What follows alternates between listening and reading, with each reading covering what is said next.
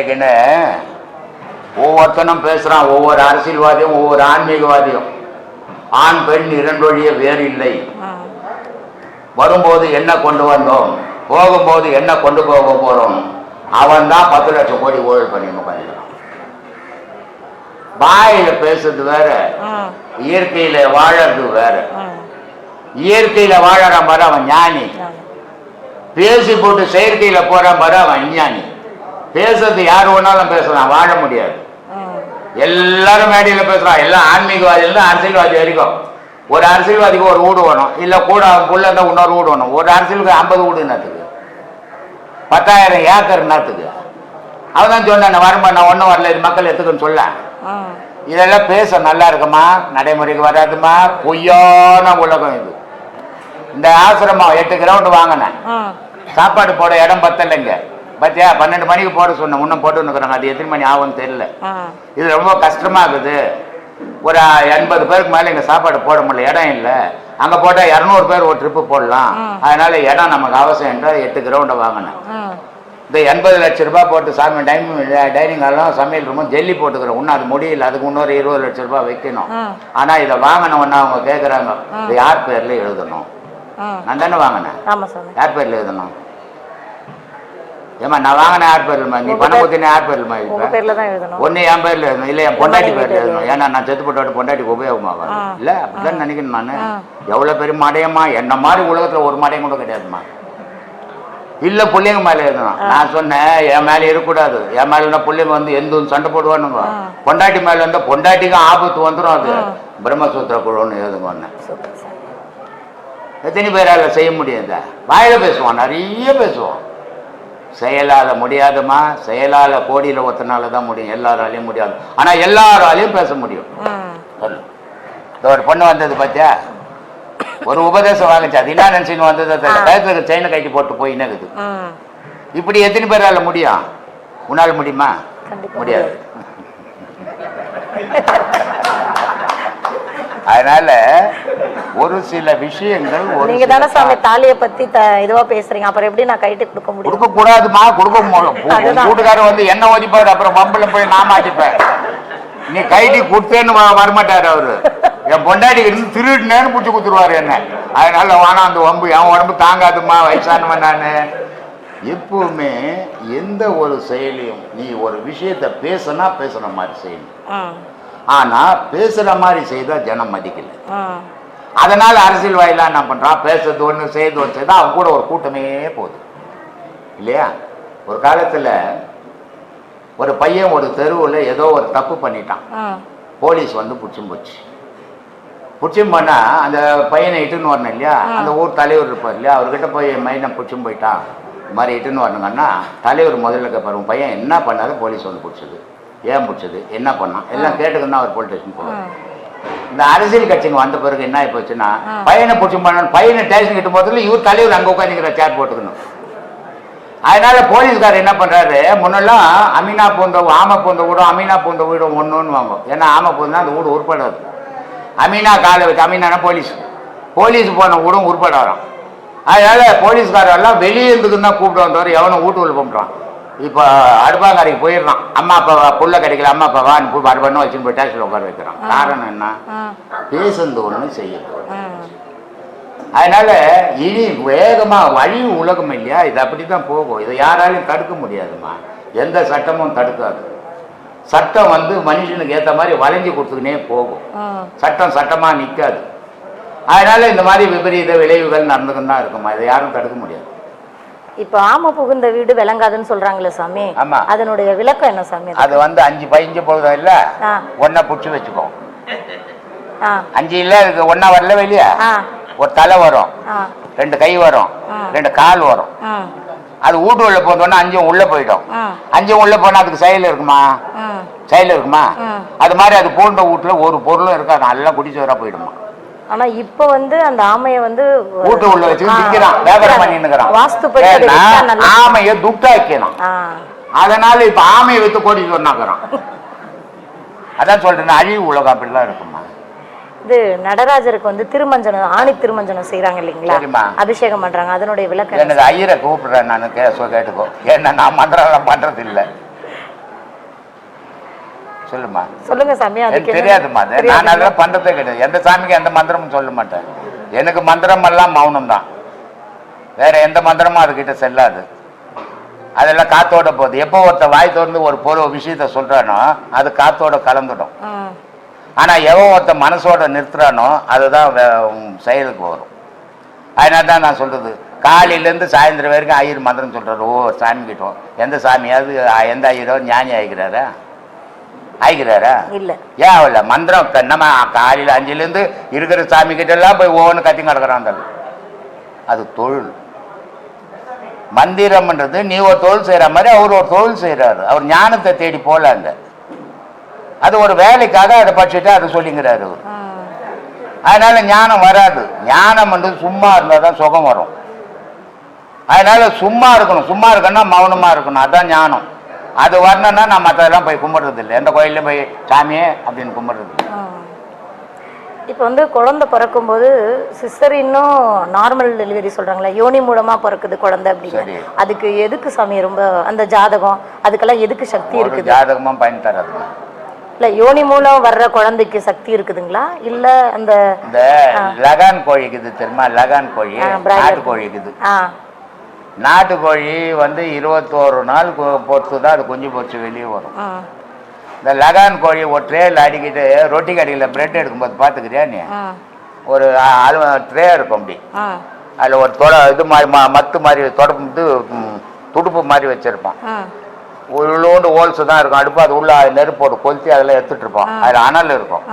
அதில் அந்த ரொட்டி கடையில் விட்டுருவோம். அட்டை விட்டான்னா ஒரு அதை மூடிட்டு எடுத்துட்டோம்னா அதில் வெந்து போயிருக்கும். அது மாதிரி முட்டையெல்லாம் ஆடிக்கிட்டு ட்ரேலில் விட்டுட்டு ஒரு போட்டு கொய்ன்னு குஞ்சுங்க வருது. ஆனால் ஒரு சின்ன கல் எடுத்து போட்டுன்னு செத்து போட்டோம். நாட்டுக்கோழி மேலே இவ்வளோ பேர் கல் எடுத்து போட்டுனா பக்கத்து விட்டு போய் நின்று போடும். அப்போ அதுக்கு உயிர் உறுதி. இதுக்கு உயிர் மெத்தமான உயிர். மனுஷங்கார கூட அப்படிதான் வந்து தாய்க்கு வச்சுக்குமா. தாய்க்கு தலைப்புல இந்த மாதிரி வச்சீங்கன்னா எப்படிப்பா கை மறந்துடுவாங்க. அதுக்கு தான் அந்த மைக் குத்திடணும். சொல்லுமா. இப்போ அந்த தாய்க்கு தலைப்புள்ளையும் கடைசி பிள்ளைன்னு பேச முடிச்சோம் இல்லைங்களா? அதுல வந்து அந்த மண்டை ஓடுல இருந்து மை எடுப்பாங்க அப்படின்னு சொன்னீங்க. அப்ப அது வந்து அந்த பில்லி சூனியத்துக்கு எடுக்கிறது அது உண்மையா சாமி? உண்மைதாம்மா. அந்த சூனியம் இருக்கு. அப்ப நெகட்டிவ்ன்றது பண்றவங்க பண்ணிக்கிட்டு தான் இருக்காங்க. அதை எப்படி சாமி நம்ம தீர்க்க முடியும்? நீ ஏன் பயப்படுறதுக்கு? அவன் பண்றான்னு சொல்லு. இல்ல அந்த மண்டை ஓட்டுல இருந்து அந்த மைய எடுக்கும்போது ஆட்டோமேட்டிக்கா அந்த சுடுகாடுன்னும் போதே ஒரு பயம் வந்துருது இல்லைங்களா? அந்த பயம் தான் வந்தாதான் பிடிச்சிப்பான். அவன் அதுக்கு தான் அவன் பண்றது. அந்த பயம் இல்லாதவனுக்கு எதுவுமே பண்ண முடியாது.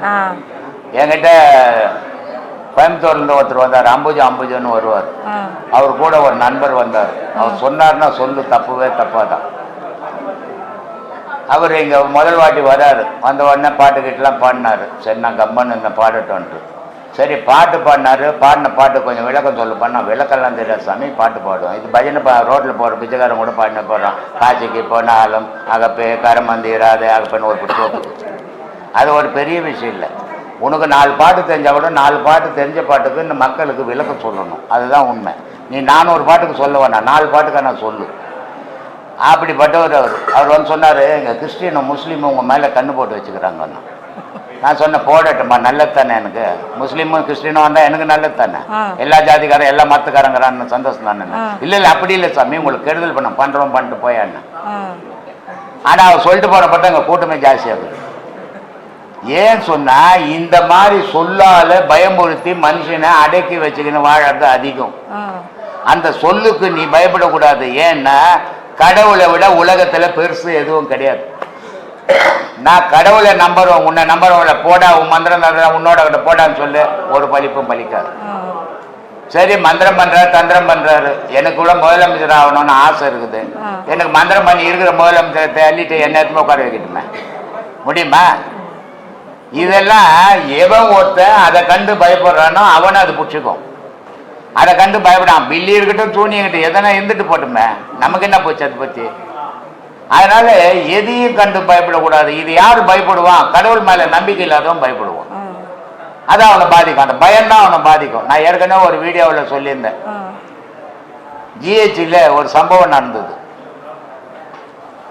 அந்த சம்பவத்துல எல்லா டாக்டர்ஸ் பசங்க, எல்லா மாணவ பசங்க, அவனுங்களுக்குள்ள ஒரு போட்டி வந்துடுச்சு.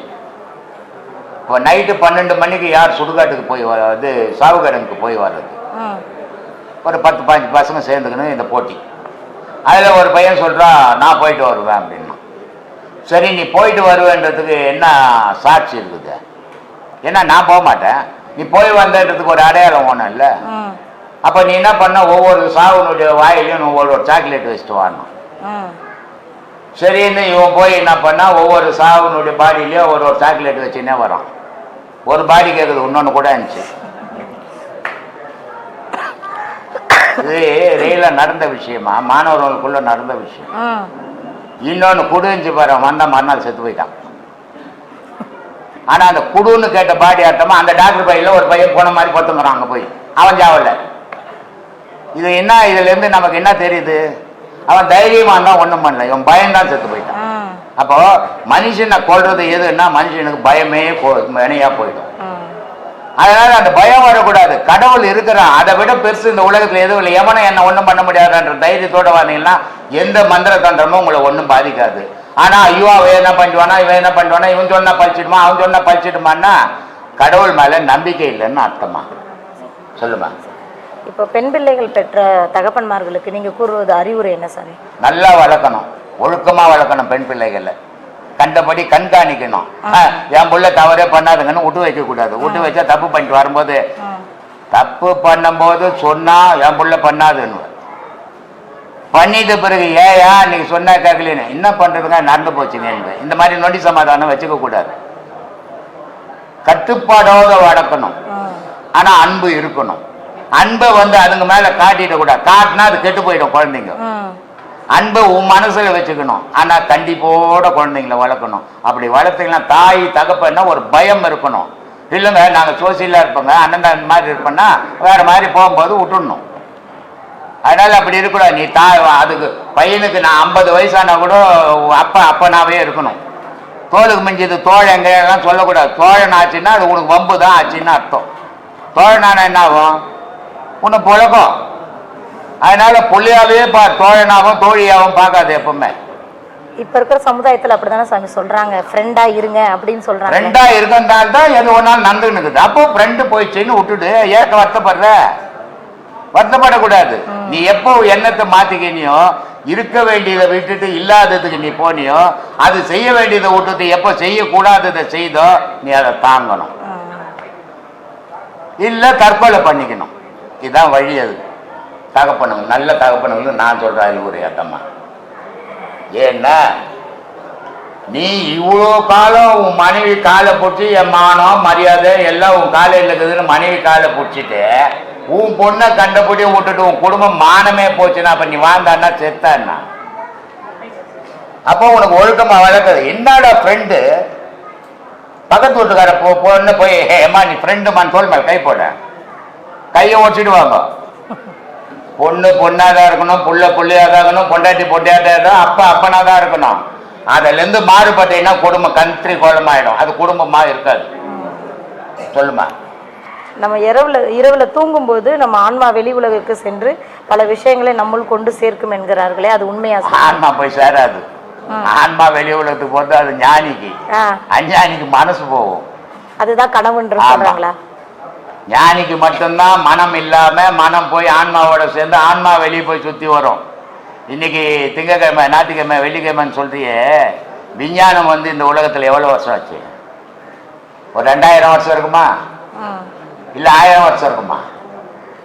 ஆனா இந்த 2000 வருஷத்துக்கு முன்ன எத்தனை கிரகங்கள் இருக்குது, அந்த கோள்களுடைய நிலை என்ன, அதனுடைய செயல்பாடுகள் என்ன, அது என்ன நிறம் அப்படின்னு திங்கள் செவ்வாய் புதன் வேணுன்னு எழுதி வச்சுட்டான். இது யாரு எழுதணும்? நீ நான் எழுத முடியும்? ஏன்னா என் ஆன்மாவும் தூங்க நேரத்துலேயே தூங்கி கிடக்கும் 3 நாளைக்கு. மகானுடைய ஆன்மா போய் இப்போ ஒரு 10-15 வருஷத்துக்கு முன்ன போட்டான் செவ்வாய் கிரகத்தினுடைய போட்டோ தந்தி பேப்பர்ல சகப்பா இருக்குதுன்னு. இவன் இப்பதான் கண்டுபிடிச்சான், 10 வருஷத்துக்கு முன்னதான். அவன் பல கோடி வருஷத்துக்கு முன்னே கண்டுபிடிச்சி வானசாஸ்திரம்னு எழுதி வச்சான். அதனால மகானுக்குள்ள விஞ்ஞானமே வராது. விஞ்ஞானம்ன்றது ஒரு கூட்டு சேர்ந்து செய்யறது, மகான் தனித்து செய்யறது. அவங்க சொன்னதுல எல்லாரும் பொய்யும் வராது. விஞ்ஞானத்துல 1000 பொய் வரும். ஏன் பொய் வரும்? விஞ்ஞானத்துல பொய் வராதான்னா வரும், நிச்சயமா வரும். கொஞ்ச நாளுக்கு முன்ன உலகத்துக்கு ஒரு சூரியன், இப்போ ஒரு குடும்பம் இருக்குதுன்றான். அப்ப பொய் தானே அப்ப சொன்னது. சந்திரன் ஒரு சூரியன் சந்திரன் இப்ப சொன்னா 100 சந்திரன் இருக்குதுன்றான். அப்போ அந்த அப்ப சொன்னதே நம்ம நான் ஜனம் இப்ப சொல்றதே நம்புவான். ஏன்னா விஞ்ஞானம் கையளவு, மெஞ்ஞானம் கடல் அளவு. மெஞ்ஞானி வந்து உலகத்தையே சுத்திட்டு 1000 சூரியன் இருக்கிறான்றான். உன்னை இவனால கண்டுபிடிக்க முடியல. விஞ்ஞானம் போய் மொத்தமா கண்டுபிடிக்கும் போது உலகம் இருக்காது. இப்போ வந்து இப்போ எக்ஸாம்ல வந்து பொம்பளை பசங்க ஆம்பளை பசங்க எல்லாம் எழுதும்போது பொம்பளை பசங்க தான் நல்ல மார்க் வாங்குறாங்க. ஆமா. ஆனா வந்து வேலை வாய்ப்புன்னு வரும்போது ஆண்களுக்கு தான் முதலிடம் கொடுக்குறாங்க. சரி. இப்போ பெண்கள் வந்து 33% அதெல்லாம் சொல்றாங்க. சரி. ஆனா வந்து பெண்கள் வந்து இந்த தொழில்துறையில அவ்வளவா முன்னேற்றம் இல்லை. இந்த சதவீதத்துக்கே எனக்கு பிடிக்கிறது கிடையாது. இந்த ஜாதிக்கு தனி சதவீதம், அந்த ஜாதிக்கு தனி சதவீதம், ஆணுக்கு தனி சதவீதம், பெண்ணுக்கு தனி சதவீதம் வச்சுக்கிறானே, அதனாலேயே சமூகம் கெட்டு போயிட்டோம். சதவீதம்ன்றதை எடுத்துட்டு சமம்னு வச்சுக்கோ. திறமை யாருக்கு இருக்குதோ கொடு, தப்பு இல்லை. இந்த சதவீதம் போது அறிவாளி எல்லாம் முட்டாளாயிடுவாங்க. பெண்கள் ஏன் சில துறைகள் எல்லாம் முன்னேறி வர முடியல சார்? வர முடியாதுமா. எல்லா பெண்களும் எல்லா வேலையும் செய்திட முடியாது. ஆண் செய்யற வேலையெல்லாம் ஆணும் பெண்ணும் சமானும் வாயில பேசலாம், நிஜத்துல வர முடியாது.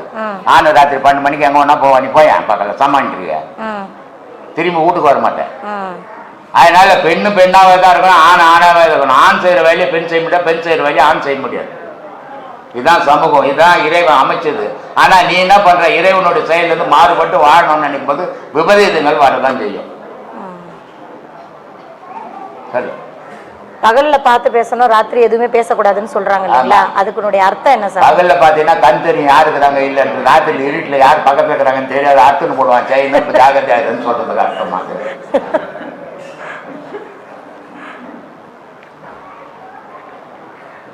போது குழந்தை வந்து தலை வலியா வருதும் கால் வலியா வருதுன்னு சொல்றாங்கல்ல சார்? அது அவங்கவுங்க செயலை பொறுத்துக்குது மாது, அவங்கவுங்க செயலை பொறுத்துக்குது.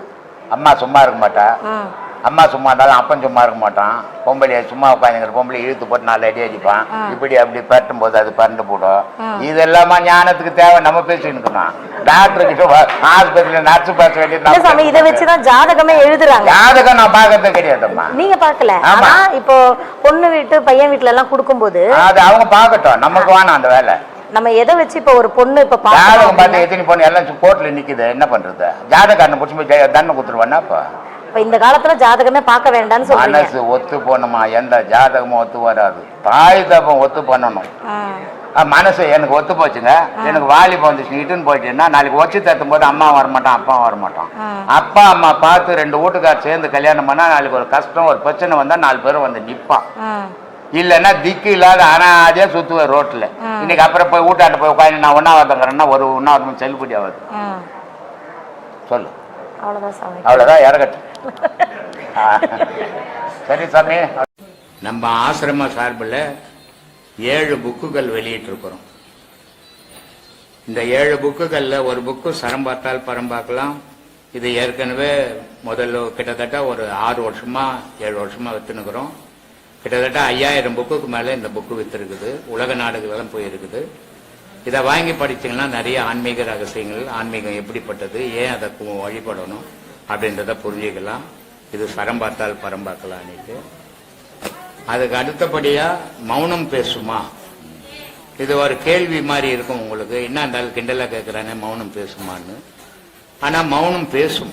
அது எங்க பேசும், எப்படி பேசும், அதை அனுபவிக்கும் போது அந்த மௌனம் பேசுமா பேசாதா அப்படின்றத நீங்க தெரிஞ்சுப்பீங்க.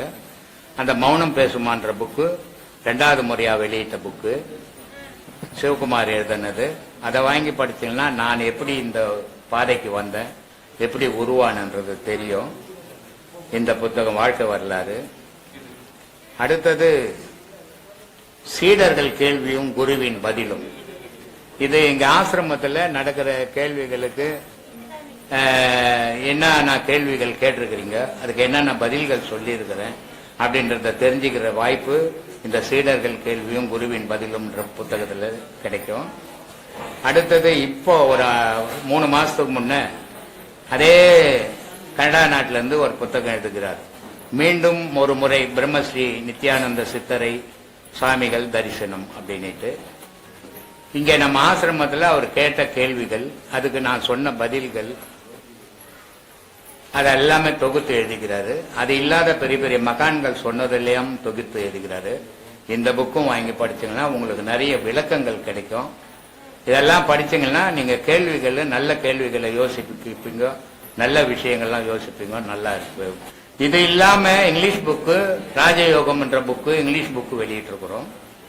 அதுக்கு அடுத்தது மௌனம் பேசுமான்ற புக்கை இங்கிலீஷ்ல வெளியிட்டு இருக்கிறோம். அதையும் வாங்கி படிச்சீங்கன்னா தமிழ் தெரியாதவங்க, இங்கிலீஷ் தெரிஞ்சவங்க அதை வாங்கி படிச்சு அதனுடைய பொருள் புரிஞ்சுக்கலாம். தமிழ் தெரிஞ்சவங்க, தமிழ் தான் படிக்கணுன்றவங்க இந்த 7 புக்குகளை வாங்கி படிக்கலாம். இதை படிச்சீங்கன்னா 5 தமிழ் புக்கு, 2 இங்கிலீஷ் புக்கு. இதை வாங்கி படிக்கும்போது உங்களுக்கு நிறைய விஷயங்களை, நீங்க ஞான விஷயங்களை தெரிஞ்சுக்கலாம். ஏன் நம்ம அதை அடையணும், எதுக்காக அது வழிக்கு போகணும் அப்படின்றதெல்லாம் அது புரியும். அதனால இதெல்லாம் வாங்கி படிச்சீங்கன்னா இந்த ஆசிரமத்துக்கும் உதவியா இருக்கும், உங்க மனசுக்கும் தெளிவு கிடைக்கும். சிவகுமாரை கான்டாக்ட் பண்ணீங்கன்னா அவர் புக்குங்க ஆசிரம சார்பில் அனுப்புறது அவர் தான், நம்ம ஆசிரம சார்பில். அதனால புக்கு ஓனன்றவங்க சிவகுமாரை கான்டாக்ட் பண்ணீங்கன்னா உங்களுக்கு புக்கு பார்சல் அனுப்பிச்சிடுவார். நன்றி, வணக்கம். இறைவன் நம்மளை பார்த்தா கூட எடுக்க மாட்டான்னு சொல்றீங்களே, அதாவது நம்ம இறைவனுக்கு உன்னை பார்த்தா எப்படி தெரியும் அவனுக்கு? நீ நான் அட்ரஸ் இறைவன் அட்ரஸ் கொடுத்துக்கிறேன். இறைவனும் விலாசம் இல்லாத உனக்கும் இறைவனுக்கும் தொடர்பே கிடையாது சாமி. உனக்கும் உலகத்துக்கும் வீட்டுக்கும் தான் தொடர்பு. கடவுளுக்கும் இங்க மனுஷனுக்கும் தொடர்பே கிடையாது. கடவுளுக்கு மனுஷங்கிற தொடர்பு வச்சுங்கிற மனுஷனுக்கு இங்க வேலை கிடையாது. கடவுள் தொடர்புள்ள மனுஷன் மத்தியில மனுஷன் இங்க வேலை கிடையாது அவனுக்கு. கடவுள் தொடர்பு இருக்கிற மனுஷனுக்கு இந்த உலகத்துல இந்த மக்கள் கூட வேலை கிடையாது. அவங்க மூலியமா தானே இந்த உலகமே நடக்குது. நல்லோர் பொருட்டு உயுமா உலகம் சொல்றாங்க. நல்லோர் பொருட்டு நல்லோர் தானே, கடவுள் இல்லையே. நல்லவனா இருந்தீங்கன்னா இதை இப்ப சொன்ன 4 பேருக்கு சோறு போட்டாங்க, நல்லவங்க சோறு போட்டாங்க, கெட்டவன் அதை வாங்கி சாப்பிட்டான். கெட்டவன் பாக்கெட் நிறைய பணம் வச்சுக்கிறான், 10 பைசா கூட ஈய மாட்டேன்றான் யாருக்கும். அவன் கெட்டவன். நல்லவன் 10 பேருக்கு தர்மம் பண்றான். அதனால நல்லவரால இந்த உலகம் நடக்குதுறான். ஏழையா இருக்கிறவங்க அவங்க முன் ஜென்மத்துடைய பாவத்தினால அதை அவன் முன் ஜென்ம பாவமா இருக்கட்டும், இந்த ஜென்ம பாவமா இருக்கட்டும், கொடுக்கணும்னு நினைச்சா கொடுத்துட்டு போய்கினே இருக்கணும். அவன் ஏழையா பணக்காரனா, போன ஜென்மமா இந்த ஜென்மம் ஆராய்ச்சி எல்லாம் பண்ணக்கூடாது. கொடுக்கணும்னு நினைச்சா கொடுக்கணும் மனசு இல்லையா பாக்கெட்டில் போட்டுன்னு வீட்டுக்கு போயிடணும். சரிங்க, கடவுள் எல்லாருக்கும் பொதுவானவர். அவர் ஐயா, கடவுள் பொதுவானவர் தான். ஆனா மனுஷன் போனா தானே பொதுவானவர். மனுஷனுக்கு கடவுளே தெரியாது தடுமாறுங்கிறார். அப்ப பொதுவானவர் எங்க, உறவானவர் எங்க? கடவுள் பொதுவானவன் தான். இப்போ சூரியன் வருது, இது யாருக்காவது சொந்தமா? யாரையாவது ஏழை பாழை பார்க்குதா? யாரையாவது பணக்காரங்க வசதி பட்ச வசதி இல்லாதவன் நினைக்குதா? எதையுமே பார்க்கறதில்லை, பொதுவானது. சந்திரன் வருது, ஒரு ஆளுக்கு குளிரும் ஒரு ஆளுக்கும் வெந்து போதா? பொதுவானது. வெள்ளி வருது, பொதுவானது. இந்த மண் இருக்குது, பூமி, பொதுவானது. ஆனா மனுஷன் பொதுவானவனா? ஊர்ல புழா அப்படின்றிய, அப்புறம் நீ எங்க பொதுவானவனா இருக்கிற? இது எல்லாம் பொதுவானவன். இறைவனும் பொதுவானவன் தான். ஆனா நீ பொதுவானவனா இல்லையே. ஆனா மற்றதை மட்டும் யோசிக்கிறோம், நம்மளை பத்தி நம்ம யோசிக்கிறது இல்லையே. என்ன பயன் அதனால?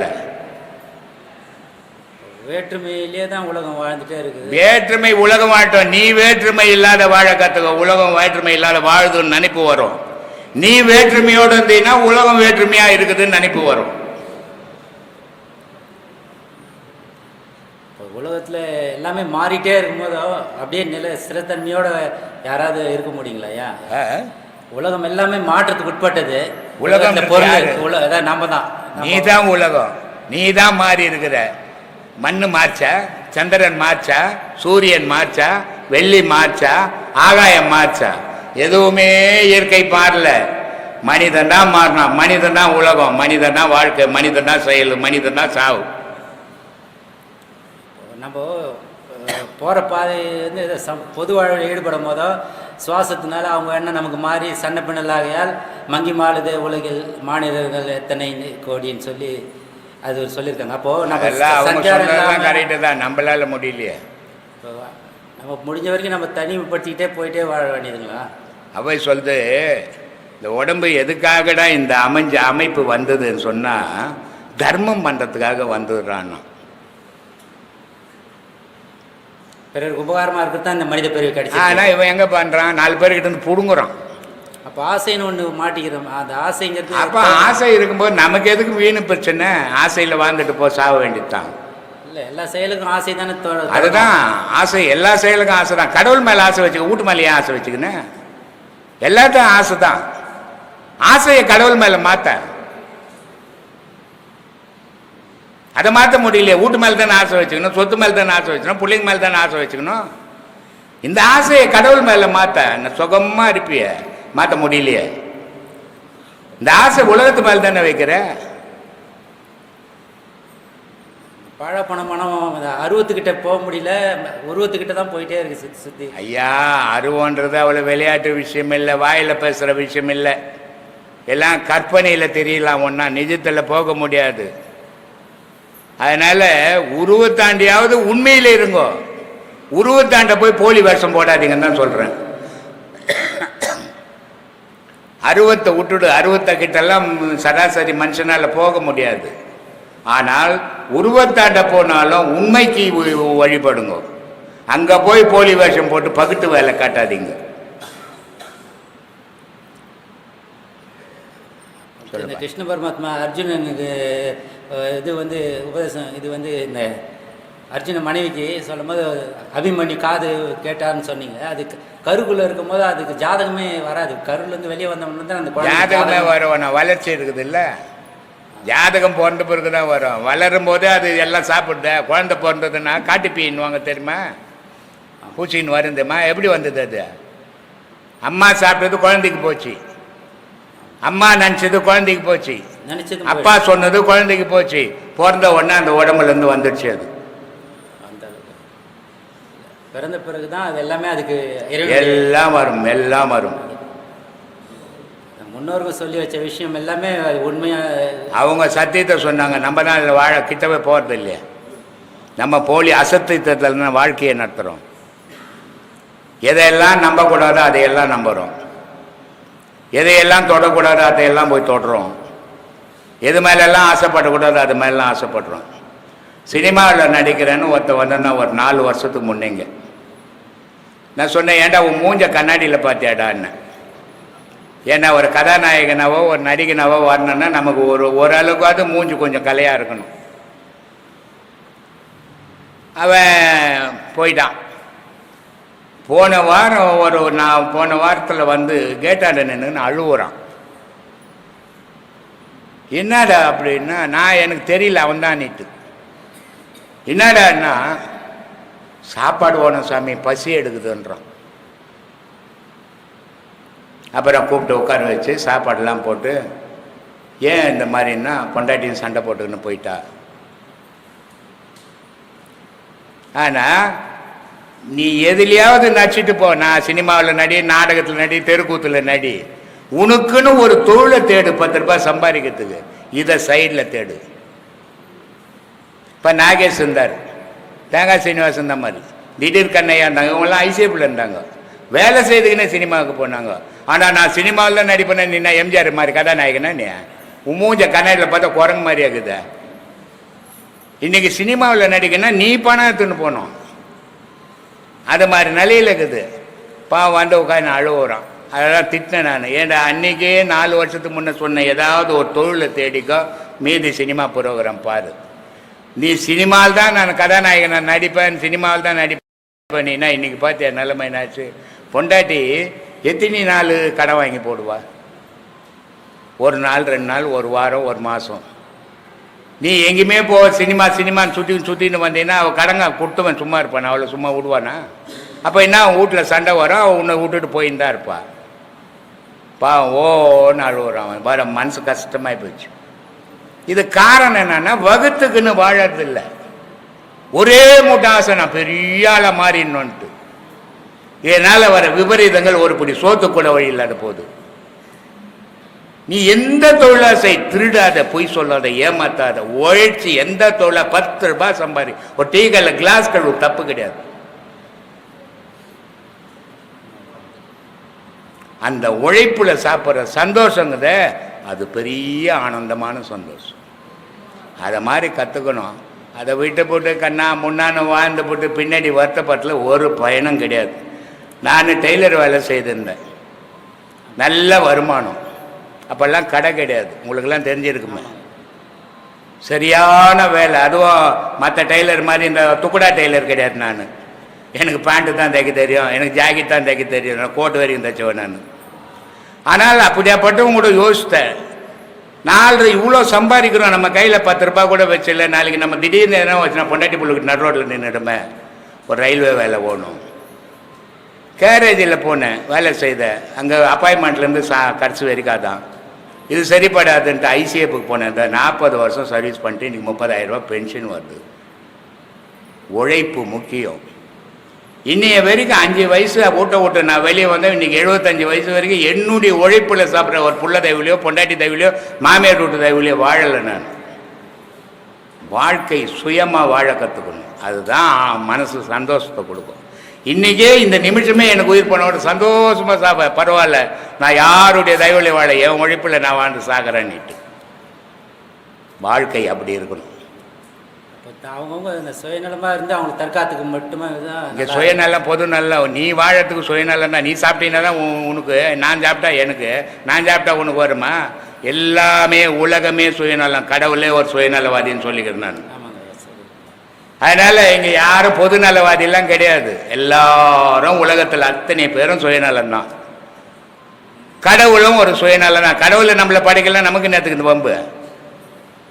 அப்போ அவன் படைத்தான் அவனை பற்றி பேசணும்னு, நம்ம படைத்தோம் நம்ம துன்பத்தில் விழணுன்ட்டு, இப்படி எல்லாம் சுயநலத்தில் தான் வாழ்ந்தோம். இங்கே யாரும் சுயநலத்தில் பொது நலத்தை செய்யணும். ஆனால் பொது நலத்தில் சுயநலத்தை பயன்படுத்தி கூடாது, இதுதான் தப்பு. உலகமே பெண்கள் வசம், அதாவது பெண் தன்மை மாதிரி சொல்கிறாங்க. பெண்கள் வசம்லாம் உலகமே இல்லை. ஆண்கள் பெண்கள் கிட்ட கொடுத்துட்டு உட்காந்துங்கிறான் இவன். அதனால எல்லா பெண்களும் அப்படி கிடையாது. கணவன் பேச்ச தட்டாத பெண்கள்லாங்கிறான், கணவனை கட்ட தடிக்கிற பெண்களும் இருக்கிறான் குடும்பத்தில். அதே நேரத்தில் பெண்களை நிம்மதி இல்லாத ஆக்கிற ஆண்களும் இருக்கிறான். அதனால பெண்கள் எல்லாம் அவங்க அராஜகம் பண்ணுறாங்க, அவங்க அந்தம் பண்ணுறாங்க. ஆம்பளெல்லாம் புத்தன் புனிதவானெல்லாம் சொல்லாத, 2 பேர்லையும் கெட்டவங்க நல்லவங்க இருக்கிறாங்க. ஆனால் பெண்கள் கையில் நம்ம கொடுத்தாதான் வரும். பெண்கள்னு ஒரு உருவம் இல்லைன்னு சொன்னால் உலகம்னு ஒரு உருவம் கிடையாது. சக்தியின் தன்மை பெண்கள் மட்டும்தானா, இல்லை பொதுவானது எல்லாமே சக்தி? சக்திங்கிறது பெண்கள் மட்டுமா, பொதுவானது எல்லாமே சக்தின்னா என்ன அர்த்தம்? பலம்னு அர்த்தம். இப்போ நீ ஒரு குடும்பம் வச்சுக்கிற, ஒரு பேச்சுலராக இருந்தீங்கன்னா ஒரு பெண்ணு சேர்ந்தா தான் அந்த குடும்பத்துக்கு ஒரு பலம். அதே நேரத்தில் உன் உடலில் நீ சாப்பிட்டு பலமாக இருந்தீங்கன்னா தான் நடமாட்டம். சக்தின்றது பலம், பலம் மட்டும்தான், பெண் தன்மை கிடையாது. பெண் தன்மை கிடையாது. ஆனால் அதோடு சேரும்போது அது உன் குடும்பத்துக்கு ஒரு பலம் கிடைக்கிது. அதனால் சக்தி இல்லாத சிவம் இல்லை, சிவம் இல்லாத சக்தி இல்லை. இதுக்கு என்ன அர்த்தம்? சக்தினா உடல், சிவம்னா உயிர், இவ்வளோதான் வித்தியாசம். அதான் ஆன்மாவும் உயிரும் ஒன்றாங்க ஐயா. ஆன்மா வேற, உயிர் வேற, ஜீவன் வேற. உயிர்ன்றது மூச்சு காற்று, ஆன்மா ஜீவன்ன்றது விந்து, ஆன்மான்றது ஓசை. இது முப்பொருளாக இருந்து தான் உலகத்தையும் இருக்குது, நம்மளையும் இருக்குது. ஓசைங்கிறது சிவத்தன்மை அப்படின்னு அருவங்கிறது இல்லை. அப்போ அந்த சிவங்கிறது வந்து கடைசியில் தான் எல்லார் மனசுக்கும் தெரியறதுக்கு வாய்ப்பு இருக்குது. சிவத்தன்மைங்கிறது உணர்றதுக்கு வாய்ப்பே வாய்ப்பே கிடையாது. உன் உயிரை உணர்றியா பாரு முதல்ல, சிவத்தை அப்புறம் உணரலாம். 1ஆம் கிளாஸ் படி முதல்ல, அதையே படிக்காது, ஸ்கூல்லே சேராத நான் எம்ஏ படிக்க போகிறேன்னா உணரலான்னா எப்படி முடியுமா? அதனால் 1ஆம் கிளாஸ் முழுசாக முடிச்சு பாஸ் ஆகும், அப்புறமா எம்ஏ பற்றி பேசிடலாம். மக்கள் எல்லாம் ஒரு தைரியத்தோடு வாழ்கிறதுக்கான வழி ஒன்றும் பண்ண முடியாது. நீ சொன்னீங்கன்னா தைரியத்தோடு வாழ்ந்துருவானா? இல்லை எல்லாரும் அழிஞ்சிடுவானா? அவன் வாழ்க்கை அவன் கையில், அவன் உயிர் கடவுள் கையில். அதனால நீ தைரியமாக இரு, பயந்துக்கின்னு இருந்து நீ நான் சொல்லி நடக்க போகிற காரியங்கிட்ட இந்த மந்திரமா இது விட்டலாச்சார் படமா இது. அதனால அவன் வாழறத பொறுத்த தைரியமாக வாழறதும் பயந்து வாழறதும் அவன் கையில் தான் இருக்குது. நம்ம சொல்லியெல்லாம் நடக்க போகிறது கிடையாது. இந்த கற்பனை விஷயத்துக்கெல்லாம் நான் போகிறது கிடையாது. இப்போ சிறந்த வாழ்க்கைங்கிறது எப்படி ஐயா? சிறந்த வாழ்க்கைங்கிறது எப்படி? சிறந்த வாழ்க்கைன்றது அவங்க சிறந்த வாழ்க்கை வாழறாங்களா இல்லையான்னா அவங்க கனவு மனைவிக்கு தான் தெரியும். உனக்கு தெரியுமா பக்கத்து வீட்டுக்காரனுக்கு? அப்போ ஊருக்கு அப்புறம் எப்படி தேவையில்லை, அவங்க மனநிறைவோடு வாழறது தான் அதுதான் வாழ்க்கை. விநாயகர் அகோல்ல சத்தத்துணுல்லை சதாசிவம் காட்டி சித்தத்துணுல்லை சிவலிங்கம் காட்டின்னு அப்படியே பாடியிருக்காங்க. அனுபவ அனுபவம் எப்பாலை கப்பாய் கண்முற்றி நின்ற கருமனுள்ளே காட்டின்ட்டாங்களா? இந்த கேள்விக்கு வேற வேலையே இல்லை, நம்மளை மாட்ட விட்டு போகுது. இதுல கடவுளை சதாசிவத்தை சிவலிங்கத்தை எங்க பார்க்கணும்? சிவலிங்கம் உண்மையான சிவலிங்கம் எங்க இருக்குது அப்படின்றது தான் அகவல்ல அம்மா சொல்றாங்க. இப்போ நான் பல முறை வீடியோக்களில் சொல்கிறேன், வெளியே இருக்கிறதெல்லாம் அடையாளம், நிஜம் வந்து உனக்குள்ள தான் இருக்குது அப்படின்னு சொல்கிறேன் நான்.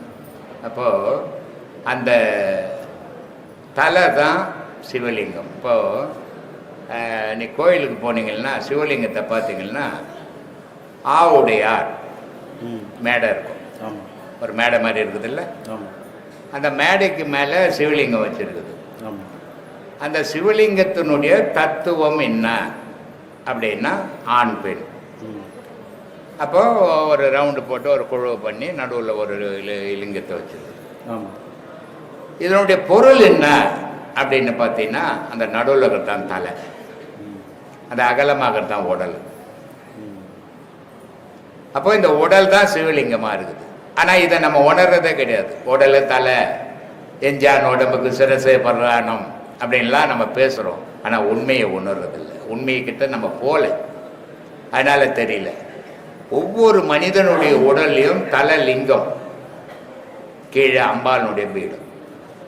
இது ரெண்டும் இணைஞ்சாதான். தலை போச்சுன்னா உடல் வேலை செய்யாது, உடல் போச்சுன்னா தலை வேலை செய்யாது. உடல் இல்லைன்னா உயிர் இருக்காது, உயிர் இல்லைன்னா உடல் இருக்காது. பெண் இல்லைன்னாலும் உலகம் இருக்காது, ஆண் இல்லைன்னாலும் உலகம் இருக்காது. அப்போ இந்த உலகம்ன்றது இரு பொருள் சேர்ந்ததான் ஏக்கம், ஒரு பொருளாக இருந்தால் ஏக்கம் இல்லை. அப்போ கடவுள் சிவபெருமான் என்ன பண்ணார்னா ஒரு பொருளாகவே இருந்தார், அது ஏகன் அர்த்தம். அப்போ ஒரு பொருளாக இருக்கும்போது உலகம் ஏங்கலை. சரி, உலகம் ஏங்கணும்னா என்ன பண்ணலாம்? நம்ம ஒண்டி இருந்து என்ன பண்ண போகிறோம்? இப்போ ஒரு கல்யாணம் பண்ண உடனே புருஷன் பொண்டாட்டி என்ன பண்ணுறாங்க? 10 லட்ச ரூபாய் செலவு பண்ணி டாக்டர்கிட்ட கொடுத்து ஒரு குழந்தை பெற்றுக்கணும், அப்போ தான் என் வாரிசு வரும், என் வம்சம் வளரும் அப்படின்னு. அதே மாதிரி கடவுள் என்னுடைய வம்சம் வரணும், என்னை பற்றி பேசணும், என்னை பற்றி பாடணும் அப்படின்னா நம்மளை உருவாக்கணும். அப்போ நம்மளை உருவாக்குறதால, மனிதர்களை உருவாக்குறதால கடவுளை பற்றி பேசுகிறோம், கடவுளை பற்றி பாடுறோம், கடவுளை பற்றி புகழ்ந்து விழாக்கள் நடத்துகிறோம். ஆனால் இது என்னவா இருக்குது அப்படின்னா ஆணும் பெண்ணுமா இருக்குது. அப்போ இந்த பெண்ணு சக்தின்றத ஒன்று உருவாக்குறதால சக்தி என்ன பண்ணிடுச்சு, இந்த சக்தி மட்டும் இருந்தாலும் என்ன பண்ணுறதுன்னா சக்தி 5 பஞ்சபூதத்தை உருவாக்குச்சு. அது ஆகாயத்திலே தத்துவமா தான், இக தத்துவமா அதுதான். ஒரு 10 ஆம்பளை சேர்ந்து ஒரு குழந்தை பெற்றுக்க முடியாது. ஆனா 10 ஆம்பளை இருந்தாலும் ஒரு பொம்பளை இருந்தால் 100 குழந்தைய பெற்றுக்க முடியும் இல்லையா? அப்போ அந்த சிவத்தால மற்ற பொருள் பஞ்சபூதங்களை உருவாக்கலை. அப்ப சக்தி பஞ்சபூதங்களை உருவாக்குச்சு. அந்த பஞ்சபூதங்களை உருவாக்கும் போது விஷ்ணுவை உருவாக்குது. அப்ப விஷ்ணு என்னவா இருக்கிறாரு, சிவன் என்னவா இருக்கிறாரு, சக்தி என்னவா இருக்கிறாருன்னு நம்ம யோசிக்கணும். சிவம்ன்றது ஓசையா இருக்குது, சக்தின்றது ஒளியா இருக்குது, விஷ்ணுன்றது காத்தா இருக்குது. இந்த முப்பொருள் தான் உயிரையும் உடலையும் இயக்குது, உயிரையும் இயக்குது, உலகத்தையும் இயக்குது இல்லையா? இதுதான் முப்பெரும் தெய்வம்ன்றது. இந்த 3 பொருளுக்கும் ஒரு சக்தி, பெண் தேவை. அந்த பெண் என்னவா இருக்குது? சரஸ்வதி, சக்தி, சரஸ்வதி, லட்சுமி. இப்போ உனக்கு வாய் இருக்குது, நீ பேசலைன்னா நீ சொல்ல போற விஷயம் இந்த உலகத்துக்கு தெரியுமா? அப்ப சொல்லக்கூடிய ஆற்றல் யாருக்கு இருக்குதுன்னா சரஸ்வதி. அது நாக்கில் இருக்கிறாடான்னு இல்லையா? இப்போ நீ சாப்பிட்ற பொருளெல்லாம் ஜீரண சக்தி ஆகணும், செல்வாம்பிகை வயிற்றுல இருக்கிறாடா மகாலட்சுமி. ஏன்னா மகாவிஷ்ணு உருவாகிற இடம் அங்கதான், அங்க மகாலட்சுமிக்கிறான். இது எந்த தத்துவமும் பொய்யான தத்துவம் கிடையாது, எதுவும் முட்டாள்தனமாக இல்லை, அறிவுபூர்வமாக நமக்கு தெரியல இல்லையா? அப்போ இந்த உடலும் தலையும் சேர்ந்தது சிவலிங்கம். ஆனா இந்த உடலுக்கு கீழே ஞானத்துல ஏக்கம் போயிடும். ஞானத்துல உடலுக்கு மேல தான் ஏக்கும், தலையில தான் ஏக்கும். அப்ப தலையில சிவலிங்கம் பார்க்கணும்னா ஓசை கேட்கணும். அதனாலதான் தசநாதம்னு சொல்லிக்கிறேன். ஒரு ஞானி ஆன்மீகத்துல பயணம் பண்ணனா அவன் உண்மையான ஆன்மீகவாதியா இருந்தா 10 ஓசைகளை அவன் கேட்கணும். அது தசநாதம். அந்த தசநாதம் எதுல இருந்து உருவாகுதுன்னா வாயுக்கள்ல இருந்து உருவாகுது. அப்ப அந்த தசநாதமும் தசவாயுவும் உருவாச்சுன்னா கழுத்து கீழே போச்சுன்னா சத்தத்தினுள்ள, அதனால்தான் ஓசையில சிவலிங்கத்தை பாருங்க. சத்தத்தினுள்ளே சதாசிவம் பார்த்து, அறிவியில சிவலிங்கம் பாருங்க, சித்தத்திலே சிவலிங்கம் பார்த்து. சத்தம்னா ஓசையில சதாசிவத்தை பார்க்கணும், அறிவில் இதை பார்க்கணும். அதனால சத்தத்திலே சதாசிவம் பார்த்து, சித்தத்திலே சிவலிங்கம் பாருங்க. சித்தம்னா அறிவு, சத்தம்னா ஓசை. இது ரெண்டுலேயும் இந்த கடவுளை தேடணும், லிங்கத்தை அப்படின்னு சொல்லி. அடுத்த பாட்டு சாமி. ஒரு முடிவோடு வந்துட்டு போடுறது. சரி, ஏதோ போடுங்க, போடு. ஓடம் உள்ள போதிலே ஓடி உலாவலாம், ஓடம் உள்ள போதிலே உறுதி பண்ணி கொள்ளலாம், ஓடம் உடைந்து போனால் ஆடும் இல்லை, அனாதை அனாதையே நரசு வாய்க்கிறது. இதுல ஆடு கோலுன்றது வந்து எதை குறிப்பிட்டு? இதெல்லாம் வந்து ரொம்ப அற்புதமான விஷயங்கள். அதை சரியான முறையில் ஆன்மீகவாதிங்க விளக்கணும். ஓடம்ன்றது இந்த உடல். இந்த உடல் இருந்தால் தான் நீ எல்லா வேலையும் செய்ய முடியும் இந்த உலகத்தில். ஆனால் இந்த உடல் மட்டும் போகுமானா செத்து போன பொண்ணத்தை கூட உடல் இருக்குது, ஏதாவது செய்ய முடியுமா? அது செய்ய முடியாது. அப்போது இந்த உடல் செய்யணும் என்ன ஒன்றுன்னா கோல் ஓணும். கோல்ன்றது என்னன்னா மூச்சு, நீட்டு. நிறைய பேர் வாழ்க்கையில் சொல்லுவாங்க, 1000 ரூபாய் சம்பாதிச்சுங்க, 3000 ரூபாய் செலவாகி போச்சுங்க, கடன் ஆயிடுச்சுங்க, ஜான் யாருன்னா முழம் சறுக்குதுங்க அப்படின்னுவோம். அப்போ ஜான்ன்றது என்ன, முழம்ன்றது என்ன அப்படின்னா, இவன் கடன் வாங்கறதும் கடன் கொடுக்கறதும் வீட்டு செலவும் கணக்கு போட்டுக்கணும். அவன் மகான் அதை சொல்லலை. முழம்னா மூக்குலேருந்து தொப்புள் வரைக்கும் அவன் கையில் ஒரு முழம். ஜானுன்னா அவன் கையில் நாசிலேருந்து உச்சி வரும் ஜான். இந்த மூச்சு ரெண்டும் வந்து இங்கே சேரும் நாசியார். இது ஒரு ஜான் உச்சிக்கு போச்சுன்னா இது ஒரு முழம் இறங்கிடும் இல்லை? திருப்பி வரும்போது ரெண்டும் வரும். அப்போ ஜான் ஏறுனா முழம் சறுக்குது, ஜான் ஏறுனா முழம் சறுக்குது. மூச்சினுடைய கணக்கு. மேலே ஏறுறது வாசி, கீழே ஏறுறது மூச்சு. அப்போ ஓடம் உள்ள போது ஓடி உலாவலாம், ஓடம் உள்ள போது உறுதி பண்ணி கொள்ளலாம். இந்த உடம்பை வச்சுக்கின உள்ள இருக்கிற உயிரை நீ உறுதிப்படுத்திக்கணும். இந்த உடம்பு போச்சுன்னா அந்த உயிர் வேலை செய்யாது, உபயோகமாகாது. அதனால ஓடம் உள்ள போது ஓடி உலாவலாம், ஓடம் உள்ள போது உறுதி பண்ணி கொள்ளலாம். கடவுளை இந்த உடம்பை வச்சுக்கினே தான் பிடிக்கணும். அப்போ இந்த மூச்சு, அப்போ மூச்சு எப்படி இருக்குது அப்படின்னா, ஓடம் உடைந்து போனால் ஆடும் இல்லை கோலும் இல்லை. ஆடுன்னா ஒரு ஜானு வாசி, அது அப்படி ஆடும், அப்படி ஆடும் அந்த மூச்சு. கோலுன்னா இங்கே மூக்குலேருந்து தொப்புள் வரைக்கும் வர மூச்சு. அப்போ இது உயரமானது, அது சின்னது. அது ஆடு, இது கோல். அனாதை அனாதையே, நீ அனாதையை தான்டா, நீ இப்போ உடல் இல்லையே, எந்த செயலும் செய்ய முடியாது. அதனால சொன்னா, ஓடம் உள்ள போது ஓடி உலாவலாம், ஓடம் உள்ள போது உறுதி பண்ணி கொள்ளலாம், ஓடம் உடைந்து போனால் ஆடும் இல்லை கோலும் இல்லை, அனாதை அனாதையேன்னா சொல். இப்போ பொதுவாக கோயிலெல்லாம் வந்து பார்த்திங்கன்னா மூலவர் சிலைக்கு வந்துட்டு நிறைய அபிஷேகம் எல்லாம் பண்ணுறாங்க. பால் ஊற்றுறாங்க, நெய் ஊற்றுறாங்க, தேன் ஊற்றுறாங்க, எல்லாமே ஊற்றுறாங்க. அந்த அபிஷேகத்துடைய தத்துவம் என்ன? அந்த அபிஷேகம் பண்ணுறதுடைய தத்துவம் என்ன? தெய்வத்துக்கு 5 பஞ்சபூதத்துலையும் அடங்கினது. ஏன் தேங்காய் வடிக்கிற, கற்பூரம் கொளுத்துற, இது பண்ணுற? பஞ்சபூதம் எல்லாமே கடவுளினுடைய படைப்பு. பூ கடவுளினுடைய படைப்பு. ஒரு தேனி இருக்குதுன்னா கடவுளினுடைய தானா தேனி உருவாயிடு. இப்படி உலகத்தில் உருவான ஒவ்வொரு அணுவும் இறைவனுடைய படைப்பு. அந்த இறைவனுடைய படைப்பால் அதை உண்டாக்கப்பட்ட பொருளெல்லாம் இறைவனுக்காக அபிஷேகம் பண்ணுறேன் அப்படின்றதுக்காக அபிஷேகம். அது ஒவ்வொரு கோவிலினுடைய பொருளாதாரத்தை பொறுத்து இருக்குது இல்லையா? முருகர் கோயிலில் அந்த பிள்ளையார் கோயிலேருந்து ஒரு 108 பால் குடம் எடுத்துன்னு வந்தாங்க. அவர் ஒரு கிறிஸ்டின், அவர் நம்மக்கிட்ட உபதேசம் வாங்கிக்கிறார், நிறைய உபதேசம் வாங்கியிருக்கிறாரு. அவர் என்னை கேட்குறாரு வந்து இறங்கணுன்னு, சாமி இப்படி முருகருக்கு பால் ஊற்றுறாங்களே, இந்த மாதிரி பால் ஊற்றுறத வந்து 4 ஏழைங்களுக்கு கொடுக்கலாம் இல்லையா, இது வீணாக தானே போகுது அப்படின்னாரு. அப்போ நான் சொன்னேன், உலகத்தில் பிறந்த எதுவுமே வீணு கிடையாது.